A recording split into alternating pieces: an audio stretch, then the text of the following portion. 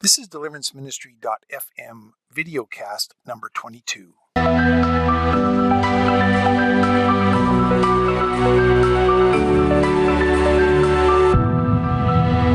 hello everyone. Once again, we'd like to welcome you to another episode of deliveranceministry.fm, where we give you proven insights about the demonic realm and deliverance ministry so that you can wage spiritual warfare more effectively.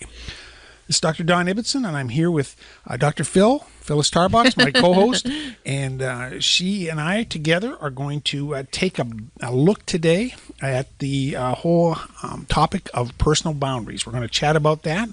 And Phyllis, you got some good stuff to share on personal boundaries? Oh, yeah. You know, boundaries are important. Well, that's what we're going to talk about. And I just want to explain the title for a moment. We're calling the title of this podcast Personal Boundaries, the Missing Link today. It's kind of a mysterious topic, but the reason I believe that is because we in our counseling center here, we see so many people come in for counseling, for deliverance. We try to help them, but I think the lack of personal boundaries that people have in their life today is just, it's horrific, and it's contributing to a lot of the chaos that they're in. Have you seen that too? It's hard to watch. It's really hard to watch when you see people's lives spinning out of control because there's no order, and they're walking in, chaos and confusion and a lot of different things. The enemy can come in and kick up a big whirlwind without having proper boundaries. Exactly. And it's such an important topic. And look, I just want to set the scope for this topic today. We're just going to scratch the surface. I'm really hoping that we can motivate you to at least get started on getting a book, even just starting as simple as getting a book. It's called Boundaries. It's like a classic by two authors, Cloud and Townsend. They actually have a series of books. Their main book is Boundaries. Then they have Boundaries in Marriage, Boundaries with Kids, Boundaries with Teenagers. And it's such an important topic, and they've such an expanded library of resources that they had. So we're hopeful that you'll at least be motivated, if you recognize yourself in this, that you'll be motivated to start that process. And quite frankly, the reason that we're talking about is because we see people in our counseling office, we have to help them implement boundaries. Yes. It's not a matter of reading the book, and then just doing it. It's sometimes you can read it, but it's hard to implement. Yeah, it is. It is. People are, it's hard to take back the ground that the enemy has stolen because you're going to get resistance. And I think that's what they cower back. Oh, that's never going to go over in my house, or I'm afraid to do that. But you know what? It's time. Well, it is. And so we're going to jump into that topic in a moment. I just want to encourage you to stay tuned right to the very end. We're going to talk to you about how to get leave a review for us on iTunes and get a copy of our Deliverance Ministry Plain and Simple Manual, kind of a downloaded e-manual. Then we're going to tell you about a new resource that we have on the Counseling Academy website. Yes, of all our resources, totally free. So let's jump in, Phyllis. Kind of touched on it a little bit, but I want to elaborate why we're doing this, because we see grown adults, 20s, 30, 40-year-old people fearful of standing up to other people in their lives. And it's a problem. It is a problem. I see that all the time. Well, I have them say to me, I can't do that. I don't know. I wouldn't even begin to know how to say that I need to put that boundary down. I've never done that before. And you'll see that even with children, oh my goodness, I think that's one of the bigger ones that you and I see in counseling is where the children, strong-willed children are actually running the house. They rule the roost, yes. And that's a boundary. People can look at it whatever they want. It's discipline, parental, but at the core of it, it's boundaries. It is, because sometimes through all this, the parents have gotten lazy. It's easier to just let the children do what they want to do, and rather than have to put the boundaries down and say no and deal with the temper tantrum early. But as you and I were talking about this, because I've had a couple of strong-willed children, those boundaries that you put down, they pay off in the long run, because children that don't have the boundaries placed around them, husbands, wives that don't have boundaries, parents, there's bad fruit that comes down the pipe later on, and then it gets so far out of control that it's really difficult to begin to put the boundaries down. It is, and it's wherever you are in the process, it's never too late to start. And you need to start. And so that's what we're going to talk about. As I say, we're not going to get much in. We're going to try to be able to show you or tell you in this article or in this podcast rather how to do it and all the how-tos and how to get them started. But we want to hopefully motivate you to look at yourself and say, wow, I do need boundaries in my life. And so the very simple thing that people, I think, to start off with is to answer the important question is, what is a boundary? What what are boundaries? And at the simplest level, and for me, what has always been clear is to visualize a lot, like your yard, maybe a fenced lot or something. Mm-hmm. It's you have a property line, Right. Your property, it's laid out there by the county wherever you live, and you know and at the a boundary line denotes the beginning and end of something. Oh, that's good. That's a property line, and so there's the end of my property, and you see it out in the woods many times. You'll have these signs up, no trespassing, Right. signs, and so. You know, when you're confronted with that, you have an option. Well, you know, depending if you're out in the woods in Tennessee, you go in there, you might get shot. You might get shot. So, you know, but that you have a decision to make. I say, what am I going to do with that? Right. And so that's basically it. And so the boundaries, and I think, you know, we want to emphasize to people. You hear sometimes people and say, well, they get the boundaries confused. They try to set, well, I can't set my husband boundaries. I can't get him to do what I want. It's like, you can't set somebody's boundaries. All you can do is set yourself boundaries. Right. And we have control over certain things in our own life, right? Right.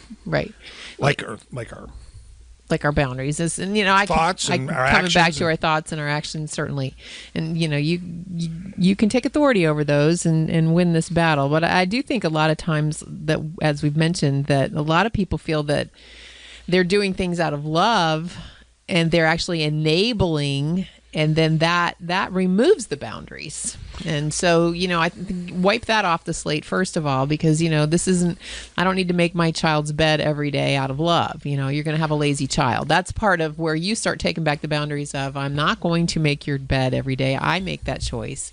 And then, you know, you set your own boundaries, your own lot line. Well, that's it. And I think sometimes when you look at it, what people are saying, well, it's love. What is really their motivation is motivated out of fear. It's fear of whatever, being rejected, or they use the word love. Or if I do this, they won't love me. But really, and as you say, it's so important. It is so unhealthy. It is unhealthy. And so we're going to talk about that a little bit. What does a life without boundaries look like? And see if some of you recognize, hopefully yourself in this and why we need them. But bottom line is, we need to set our own boundaries, and there's consequences. So like the property line, that's a good thing. If you have a property line around your yard, let's say, or let's say there's just, not necessarily a fence, or maybe there is a fence. Let's say somebody comes over the fence. I mean, there should be consequences for that action, and that's setting the boundary and implementing. And with boundaries, there's consequences. There should be, and the problem is many times there's no consequences. All there are is idle threats, or they don't follow through. Well, they don't follow through, right? And that's a threat. If you do this, I'm not going to take away your iPad for a week or iPhone, and the kid has it back or has it back in 3 days, or the husband gets to do it in 2 days later because they'll know the other person will wear down, right? That's just, there is no boundaries. But the bottom line is it's a property denotes the beginning and the end of something, and for us, for individuals, we need to have the mindset like, I have control over my attitudes, my behaviors. I can take my thoughts.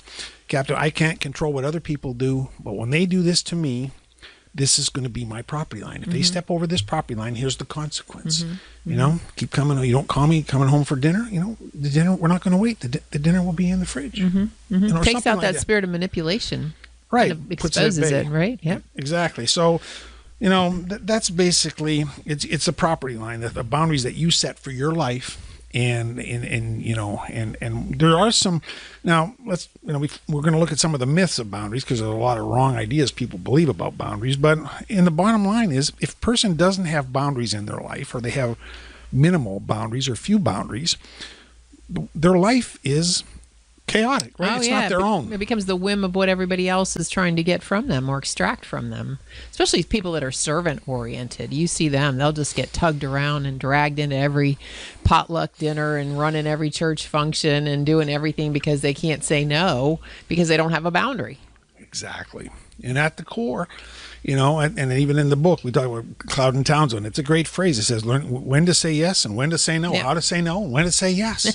How to take control of your life. And that's it. So many people are afraid to say no. I know. And so at the bottom line, I'll give you an example. I had a lady, I remember this was memorable. I can't remember how old she was, but in the counseling office one day, and she's sitting there and her phone rings and she looks at it and it just kind of shuts it off. And we're sitting there talking. 5 minutes later, the phone kind of rings. She doesn't answer, just punches it and shuts it off. And it's like, finally I asked, well, what's going on? Why, who's calling you? She says, oh, that's my mother. She calls me, she'll just keep calling me until I answer. And she just gets so mad when I don't answer. And it's like, it was just, an ungodly soul tie, ungodly control. But this woman was afraid of her mother, the wrath of her mother, and she was kind of torn. Here she was talking with me, and she didn't want to answer her phone, but she also knew there was going to be grief because she didn't pick up on her mother's call. And it's like that, she didn't, and her mother kept calling, over, and it was just, she says, oh yeah, it happens all the time. And so, just, of course, she was frazzled. Everybody was just taking advantage of her. She didn't know how to say no, didn't know how to set boundaries. They're going to be afraid. So a life without boundaries is people taking advantage of you. Your time's not your own. Usually people that are mentally, emotionally, and physically exhausted. Yeah, that would wear you out. Yeah. Oh, gosh. It is. And so, and you say you're tugged and pulled by the whims and the actions of others. Now, granted, there are some things we have obligations, things we have to do, but being wise about that and making decisions. And I'm going to say yes to this and no to that. And being able to do that from a real healthy perspective is important. So what are some of the things that people have wrong about boundaries, or some of the common myths that people believe about boundaries? I think the first one is that if you put a boundary down, you have the sense that you're being selfish, that you're not being loving, that you're not being kind, that you're not being nurturing, that you're not taking care of the other person properly, that you're not coming under their submission properly, or whatever it is. So I think, that you're being selfish. And you'll see this a lot in those loving temperaments. We call them the ones that want to wait on people and serve. And so the minute you start to tell them, no, you're being taken advantage of, these people are using you, you need to put your boundary down, right away, it's all internalized. They want to self-condemn. Oh no, in order to be a good Christian or a good wife or a good mother, I've got to do these things, and that would be selfish if I don't. But no, that's a big myth, that you're not being selfish. Like Don said, there's boundaries here where their life stops and your life begins, and you've got to be able to figure that out. So you're not being selfish. You're not being selfish when you set boundaries. No. And we say and it's the missing link. If we don't have proper boundaries, our life, anything we try to do as a man of God, woman of God, a husband, wife, mother, anything before the Lord, we're not going to be able to get it done effectively because we're going to be jerked around by others. So we're not. It's not being selfish to have boundaries. Some people view boundaries as a sign of disobedience, that they're rebellion. Yeah. And really. What you see with people is sometimes people who, the indicator that they're being used and abused is they will be outwardly compliant. They'll look like they're going along and doing, but inside they're full of anger and resentment and fear, not love, is the motive. So boundaries are not a sign of being disobedient. They're really not. No, it keeps you from having that spirit of rebellion rise up in you. I mean, really, the people that are close to you are the ones that are going to see it later on, too. When somebody steamrolls over somebody you love, and they just kind of go along with it, and then the backlash comes at home, that could show up in marriages where you have a compliant spouse that's under ungodly authority or whatever during the day, and they're doing everybody else's work at work, and they're just taking it and taking it and taking it. And then they come home, and then that's where you see that anger, because they haven't set their proper boundaries at work. They have a tipping point at the end of the day. And so, that will definitely seize up inside of you if you're being steamrolled by others. Exactly. Another view that people have is if I set boundaries, that other people are going to hurt me, that I'm going to be hurt. And really, the truth is really on the other side, that the people, that we implement boundaries, people who respect our boundaries will love our wills and our separateness. They'll love that about us. And they really will. Now, the issue, of course, and the whole thing of how to set them and what do you do with people who won't respect your boundaries, well, that's part of the process of learning how to set them. There's a bit of a process to go through, but really the hurt will be less because you have proper boundaries. You're not going to put yourself in a position. Well, I've always said to clients too, if you don't want to go, say, to a social event, tell the person that you can't go. And they go, oh no, I would hurt their feelings. They'll be very upset if I don't come. They'll be very disappointed. And I said, well, then they don't understand, because I would much rather have you tell me, no, I can't make it, than come and be miserable the whole time. Because I would rather have you there with quality time than have you there under duress and be miserable. And people know. when you come and you're under duress and you're miserable. Trust me. Exactly.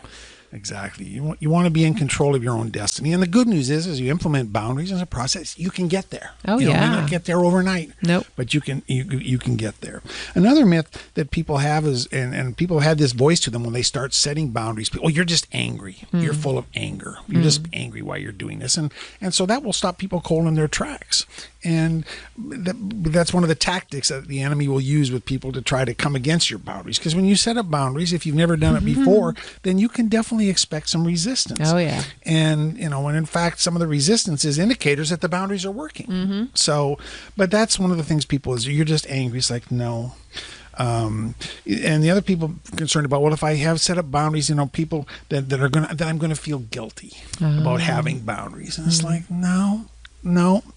Once again, if you start setting up, there'll be this element of for a while, but it's a good guilt because you'll know that you are getting control of what, you're going to rejoice in the guilty feelings because you know that finally you're stopping somebody and you're just going to be able to address that and say it's not a bad thing. But it's not hard to take. It's hard to take back the ground once you've given it away. I mean, those spirits that are operating in other people that try to say you're the one that's angry, they're the one that's angry because they're getting their food source taken away of somebody to make their bed and somebody to wait on them and somebody to do it. They're going to be held accountable and they don't like it. Well, exactly. And I think while we're talking about boundaries, it's important to emphasize, and we've talked about this in other podcasts, there's this spiritual side of this too, that people in your lives could have demonic strongholds in their life. And that's we're talking about dealing things in the natural, which we need to do. But if somebody in your life, some significant person has demonic strongholds, anger, control, laziness, fear, then part of the warfare is to bind up those devils in there and loose the Holy Spirit upon them, right? Matthew 16:19, and you can find that on other podcasts here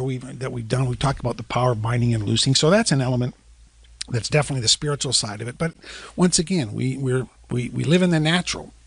And we do the spiritual warfare part of it, but we gotta do some things in the natural, some proper things, some proper behaviors. But if you're setting boundaries on others, you're probably going to be able to have some pretty good discernment if they are walking with some spiritual torments. Because if they are lazy, it's going to show up. Well, it's going to. They do have rebellion. It's going to rise up. It's going to rise up exactly. If you don't, do this or do this job, you don't take the garbage out. This is what's going to happen. Yeah. And you're going to see that. And so, absolutely. And the other thing is that people think, well, if I set boundaries, I'm going to be burning my bridges. And it's like the bottom line is, when you have control of your life, when you're saying a no to something, it's always subject to your review. Right. You can renegotiate. You can change on this. Well, no, I am going to do that now. It's because I want to do it. Right. So you're not burning any bridges. You're in control. You get control of your life. The no can become a yes. But no is not a bad answer. No, it's not. It's not a bad answer. I learned to love no after I came into the saving knowledge of boundaries. No was a really good, and then a lot of times it just, like you said, it just gave me time to really think about it and then review it. But I wasn't going to let them steamroll me over it first. I'd say, no, I don't think I can do that. Or, no, I need to go pray about that first. That's the Christian. The good Christian. But I need to pray. I need to go pray about it. And 9 times out of 10, no. That means no. I am not going to do it.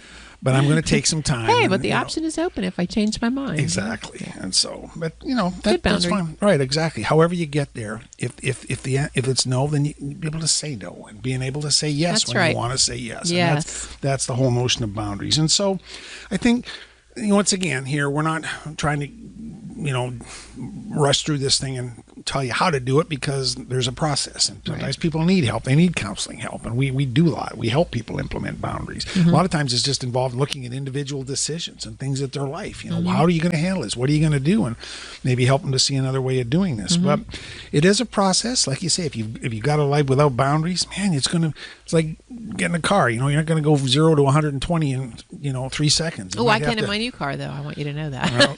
120? Wow. No, I'm just kidding. I could probably do 120. I'd like to be around to see that. And I need better boundaries. Not in the passenger seat. No. But it can be a process. and you just start off doing it, and there's just the beauty of the book that Cloud and Townsend have written. They tell you how it's going to look, how it's going to begin to unfold. That there's going to be resentment on your part. You're going to, once you're sensitive, say, hey, my boundaries are violated. You're going to be resentful for a little bit. It's an early warning signal. It's like the red light on your car that your boundaries being violated. And so over time, you as you implement your own boundaries, you'll have more respect for other people who are setting boundaries, and you'll be drawn to people. And it's just practice. They talk about practicing baby no's. I know. Little no's. No, I'm not going to do. And you do it for the first. You get a little victory. It's like baby steps, right? Toddlers don't all of a sudden start sprinting. They toddle, and it's like that. Learning how to set boundaries. People can do that. Let me give your wife props for that with me, because she was head of the women's group when I first came in, and being able to say no to her safely without her coming back and saying, oh, no, you have to come. You have to be there. You have to be at every function. I was able to say no in safe circles with like Corinne and different people that were in my life, and recognize that they weren't offended when I did say no. And it was really startling to me. And then that kind of gave me wings. I'm Empowered like, you for the next time. I can say no. They didn't get all upset. They weren't going to try to control me and manipulate me. And you can start laying down healthy boundaries with healthy people first. And you're going to be surprised that they're not going to come back at you with some kind of dominating control. Exactly. And you got to see those kind of victories. Yes, you do. I held on them tight. Yep. Exactly. And so that's part of the process.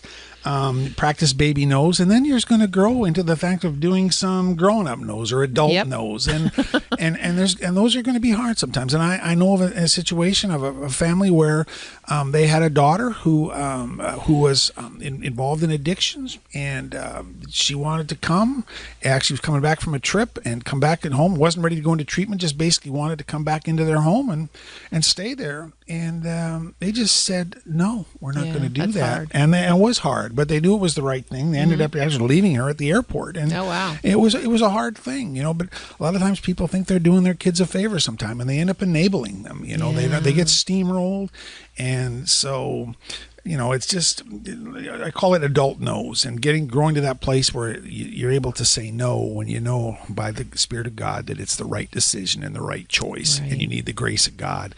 And your flesh and your unrenewed soul mind is saying yes, yes, yes, cave, cave, cave, and your spirit is saying no.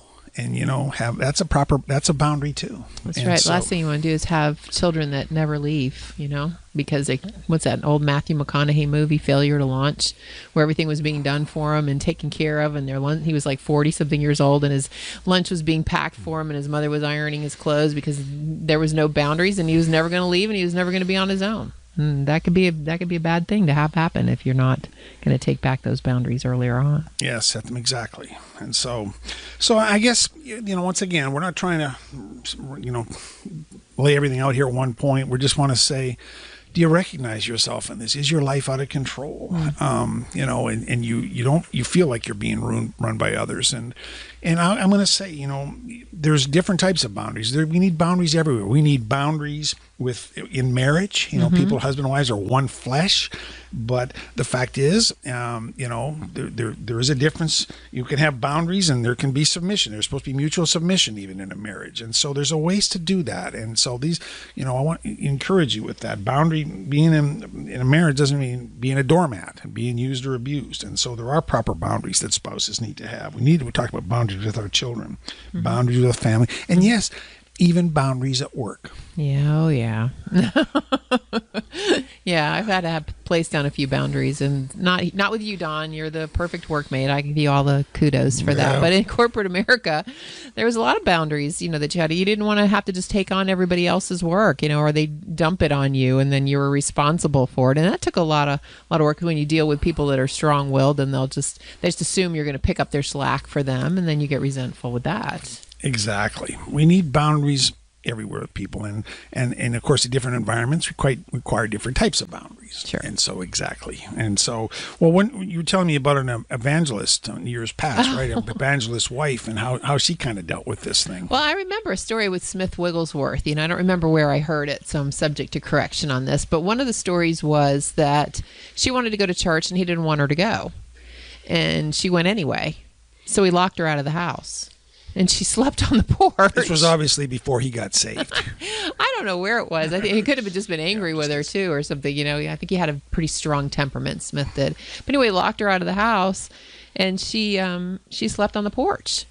And then she came in the next morning, and she very lovingly made him breakfast and served him, but refused to come under the subjection of you're not going to church, because she put God first in her life, and I think that's important. That's one clear way, because I have a lot of women say, well, how do I know when to submit to my husband? Should I submit to him in everything, even when I know it's ungodly? And I went, no, you really need to seek the Lord on that. Seek the Lord and do what God asks you to do. Certainly going to church is a healthy place of fellowship, and God would never say you can't go to church. I mean, He's created us for corporate worship and fellowship and things of that nature. So, you just need to be careful with that, because how does the scripture say? It says that you submit to your husband as Christ is the head of the church. Well, wives are to submit to their husbands as unto the Lord, and and husbands are to submit to their wives. And also it talks about mutual submission. Right. But as he is the head of the church. So, right. It's in a godly manner. Yes. You don't have to submit to the devils that are operating in your spouses, in other words. There's a good godly thing. And you got to be able to discern the difference, but you want to move with God always first, and then your spouse would come behind that. Right. Submission, and I say it over again, doesn't mean being a doormat, doesn't mean being used and abused, and that's on either side. That's not what it is. And so having proper boundaries in marriage is important. And so, as you can probably tell from, even as we had this discussion at the end, I mean, many times it's not totally obvious how to set up and implement boundaries. And it is one of our major counseling areas that we help people with. Yes, we do deliverance and we do marriage counseling, individual, but this whole realm of boundaries, we see it, hence the title, as really one of the missing links in people's lives. Properly or improperly implemented boundaries, or minimal or no boundaries, is a recipe for chaos. And so I want to encourage you, though, I guess as far as next step is, gosh, if this is striking a chord, at the very least, start with that book. Get that boundaries book. It's a very simple, that's it, boundaries it's called. Read it, start reading, ask the Lord to show you. You may need help. If you need help, gosh, get counseling. Get some help somewhere. If you need, meet with us here where we are. We do it over the internet, you might probably find competent people or a pastor to help you with that as well. As I've said, I made the case, and I'll say it again, I believe it's essential. Having proper boundaries in our life is really just mandatory for a really healthy or productive walk with the Lord, or it's too easy to get waylaid, and we get the life will get sucked out of us mentally, emotionally, physically. We get focused on the wrong things, and so it's just such a vital, important part of our natural walk is having proper boundaries in our life. I think boundaries, it keeps you from being in that place of bitterness and that place of resentment where others are eating your lunch, and you have a boundaryless life if there's a lot of confusion and chaos and no order. And God is a God of order.